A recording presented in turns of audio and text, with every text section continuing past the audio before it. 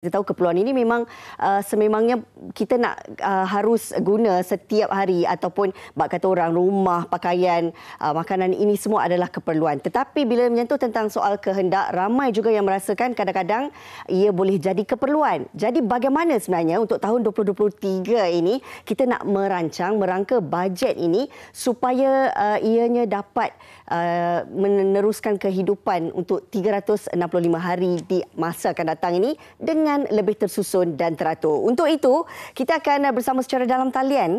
Ini dia saya nak perkenalkan tetamu kita, Profesor Madya Dr. Azira Abdul Aziz, Pensyarah Kanan, Pusat Pengajian Ekonomi Kewangan dan Perbankan dari Universiti Utara Malaysia. Assalamualaikum Doktor, apa khabar? Waalaikumsalam warahmatullahi. Khabar baik, Rina? Baik, terima kasih Doktor. Walaupun saya percaya Doktor sibuk ketika ini tapi masih lagi berkesempatan untuk bersama dengan MHI pagi ini bagi kita berkongsi tentang topik merangka bajet peribadi. Doktor, kita dah dengarkan pandangan penonton MHI pagi ini bagaimana mereka sendiri tafsirkan tentang keperluan kehendak. Dalam usaha kita nak merancang ataupun merangka bajet peribadi ini, saya percaya setiap daripada kita kena tahu tentang situasi kewangan kita.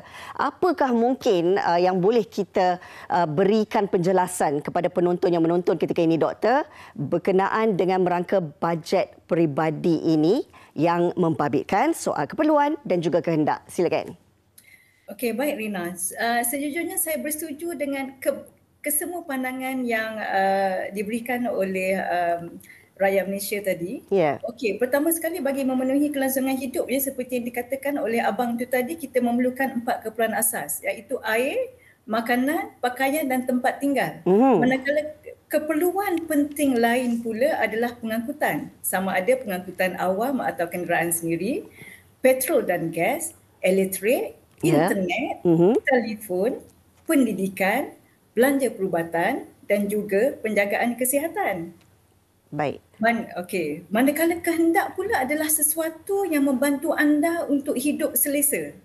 Anda boleh hidup tanpa mereka, tetapi anda akan lebih menikmati hidup dan merasa lebih seronok apabila memilikinya. Sebagai contoh, makan adalah satu keperluan untuk hidup. Tetapi makan di luar setiap hari ataupun kita makan makanan segera 5 kali seminggu contohnya, atau kerap kali makan di restoran mewah adalah kehendak. Ataupun macam ada saudari itu kata telefon pintar, memang ia merupakan satu keperluan pada masa kini. Betul. Tetapi menukar telefon pintar setiap kali keluarnya edisi baru ataupun sanggup berbelanjakan beribu-ribu ringgit demi memakai telefon berjenama tertentu, itu adalah kehendak. Dan juga internet. Internet pun sekarang saya boleh katakan adalah satu keperluan. Tetapi melanggani streaming service, saya tidak mahu menyebut jenama, ataupun perkhidmatan penstreaman bagi menonton siri drama dan filem, itu adalah kehendak. Baik. Baik, ya. Okey, itu kita dapat tafsirkan bagaimana seseorang itu boleh membezakan keperluan dan kehendak, ya Doktor. Tetapi bila kita bercakap untuk kita teruskan, bak kata Doktor tadi, nak meneruskan kelangsungan hidup ini pada tahun 2023, kita nak kewangan kita ini tersusun cantik dan juga teratur. Tetapi kita harus sedar dengan tangga gaji yang kita ada ini, ada perkara yang perlu kita bahagikan untuk pelbagai komitmen. Doktor, persoalannya bagi tahun 2023 ini pasti ada dalam kalangan kita yang merasakan tahun depan mungkin nak tambah ataupun nak membeli aset seperti rumah, kereta dan sebagainya. Adakah situasi yang diramalkan dunia bahawa ekonomi dijangka akan lebih mencabar ini adalah masa yang sesuai untuk kita menambahkan komitmen? Doktor. Okey, baik. Sebelum saya menjawab persoalan ini, saya jelaskan dulu apa itu aset.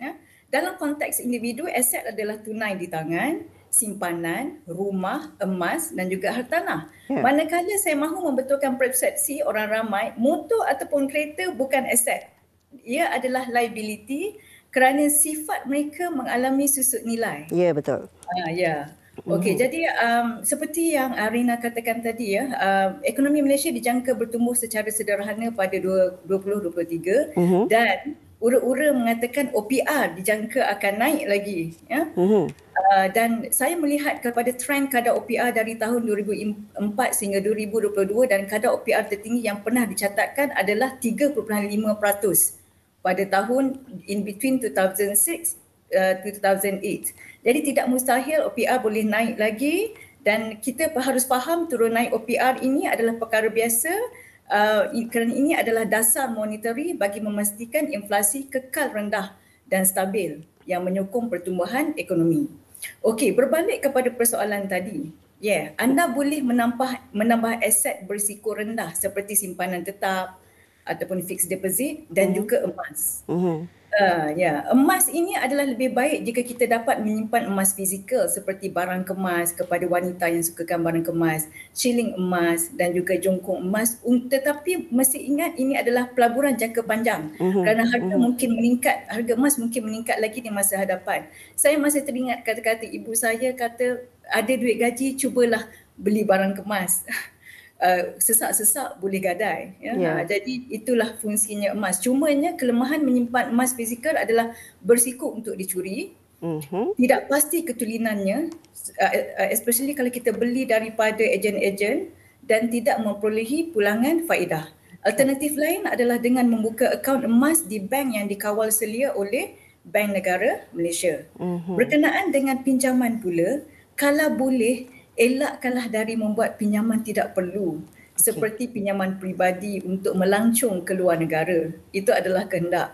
Pinjaman peribadi untuk mengubah suai rumah, pinjaman peribadi untuk membeli aksesori kereta tambahan, serta pinjaman peribadi untuk hobi. Dan saya ingin memaklumkan bahawa pinjaman peribadi ini dan rumah, mereka kadar faedahnya adalah bersifat apungan. Betul. Ataupun tidak tetap. Yang itu rakyat Malaysia harus faham. Jadi kalau bermula Ogos 2022, Bank Negara memperkenalkan kadar asas standard, iaitu Standardized Base Rate, bagi menggantikan kadar asas, yang mana kadar ini berubah mengikut perubahan pada OPR. Jika OPR naik, kadar asas standard akan naik, kos pinjaman akan naik, maka ansuran bulanan pinjaman akan naik. Jadi nasihat saya, sebelum membuat keputusan membuat pinjaman, tanya dulu pihak bank. Kadar faedah ini adalah jenis apa? Jenis floating rate ke fixed rate ke? Kerana kalau floating rate, iaitu kadar faedah terapung, anda boleh jangkakan ansuran bulanan akan meningkat jika OPR meningkat. Jadi doktor, kita boleh tangguhkan dulu kalau nak menambahkan komitmen ataupun membeli aset, ya? Okey, doktor, kalau doktor sentuh tadi tentang simpanan jangka panjang, pelaburan dan sebagainya, itu satu hal. Tetapi kalau kita melihat simpanan untuk kecemasan dan sebagainya, ini adalah satu perkara lumrah. Bila kita lihat seseorang itu mungkin mengalami dilema dari segi komitmen yang perlu ditanggung, maksudnya hutang, dan dalam masa yang sama juga mempunyai alasan bahawa tak ada lagi wang untuk disimpan.